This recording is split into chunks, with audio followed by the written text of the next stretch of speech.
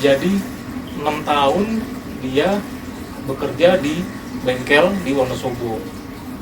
Lalu dia bertekad ingin menjadi pengusaha bengkel dan dia hijrah ke Jakarta. Sampai di Jakartanya pun juga tidak berjalan mulus.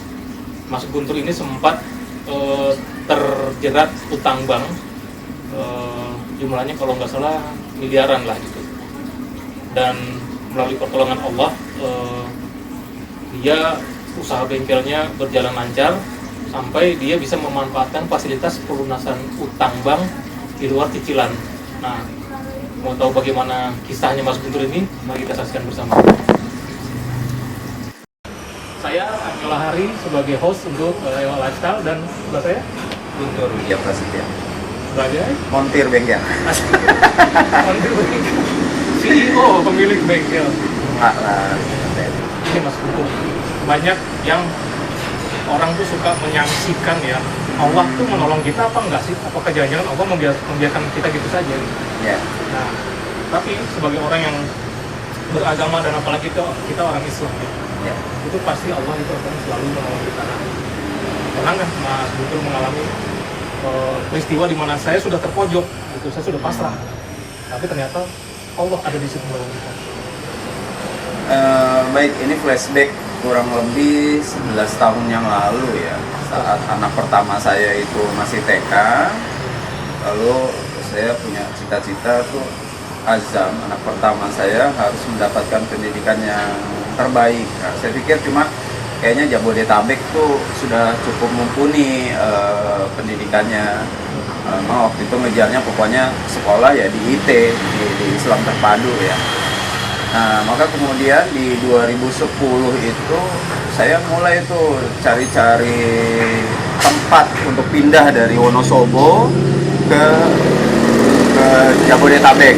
Nah, karena ilmu bengkel yang saya dapat dulu di Wonosobo itu, maksudnya tiap hari mobilnya bukan mobil yang kayak di Jakarta, maka kemudian saya sadar diri ya, saya nyari tempat itu di Cinere, Depok, Cibinong, Cilengsi, Cibitung, Tambun, Bekasi, itu sampai ke arah Pilar Cikarang, ke arah Muara Gembong, Sukatani. Ke arah sana, iya, ke arah sana tuh. Pokoknya targetnya ya dapat tempat buat usaha, entah di mana. Makanya kemudian saya ngambil MMC ini, itu kan dengan hutang bank ya, masih riba ini, masih ribawar. Sama Mas, saya juga dulu kerja di bank. Riba. Jadi saya ngambil hutang tuh, ya orang bilang saya miliarder hutangnya ya. Untuk ngambil ruko ini saya minjem tuh 1 M. Nah, padahal saya belum pernah punya pengalaman berhutang dengan bank tuh.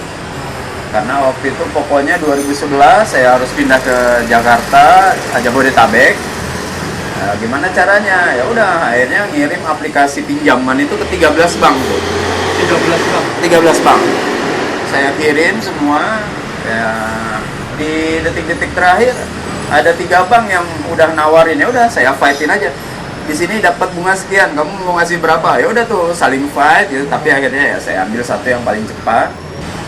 Minjem langsung 1 miliar. Biasanya kan orang minjem ke bank itu puluhan juta dulu ya. Bertahap ya. Satu juta gimana gitu ya? Kok bisa ya? Ya waktu itu banyak belajar juga ya. Ketika saya masukin ke satu bank lalu ditolak, terus dia cerita, Pak Guntur, ini putaran uang Bapak kurang, usaha Bapak sepertinya kurang gitu.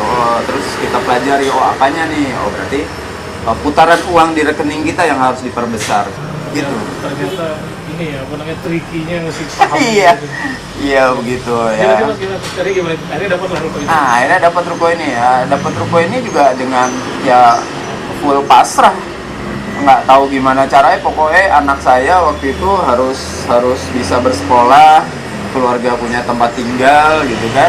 Makanya kemudian bengkel bawah, atas tempat tinggal, sebelah sana ada konveksi, kalau malam di depan ada pecel lele. Pokoknya produktivitas per meter square-nya benar-benar kita pecutin nih si bengkel buat bayar cicilan gitu kan. 15 juta sebulan itu cicilan kita. Nah, maksud saya kemudian kenapa bisa ya itu pasrah total ya. bagi Allah kan mudah saja ketika kita udah tersudut. Tadi Mas Anggi bilang kita udah nggak tahu apa-apa, ya wes pasrah, nggak boleh sombong.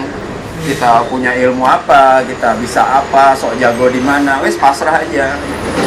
Ibarat kita jadi pion catur, disuruh ke sini oke, disuruh ke sana oke gitu. Makanya kemudian dulu awal-awal tuh udah punya bengkel ini, masih jualan jilbab di pasar malam, masih jadi supir travel Jakarta Bandung, pernah juga jadi konsultan SNI untuk produk toren air, apa aja dihajar aja kerjain. Pokoknya begitulah. Karena juga fokus di ini, jadi nggak ada nggak ada side job lain, ini benar-benar fokus di Ya, fokus nge-retail bengkel. Dulu kita pernah corporate ya, kerjasama tuh dengan beberapa pabrikan kayak Bukaka, Foxel, Indoporland, KIA. Kita juga pernah kerjasama kok dengan corporate, cuman kendalanya tuh mereka pembayarannya lama gitu kan, panjang. Bahkan ada beberapa yang 2 tahun gitu baru dicairin. Ini kan nggak sehat ya cash flow-nya. Akhirnya ya udah, saya fokus di retail, uang receh harian masuk, yang penting cash flow-nya bagus. Tapi kemudian kalau diseriusin, ya alhamdulillah juga kok bisa bagus lah. Alhamdulillah, pendapatan dari bengkel sudah menghidupi seluruh. Alhamdulillah.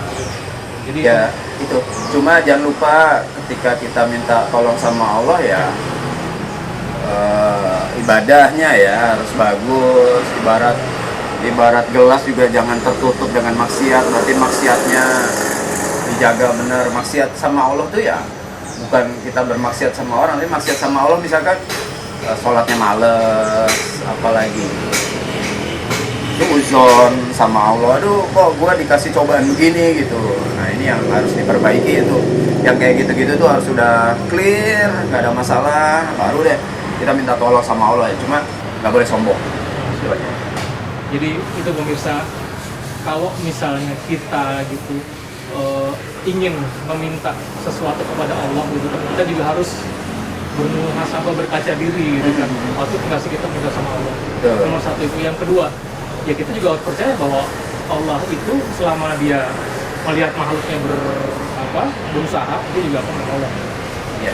Tentunya Mas Guntur kan, kalau saya lihat kan bisa jadi ya nyungsep atau bisa jadi seperti ini. Dan pola pertengahan Allah itu memang di luar logika, dan alhamdulillah itu sudah seperti ini. Mas Guntur nih, makasih banyak atas waktunya sudah bercerita tentang pola pertolongan Allah kepada pemirsa.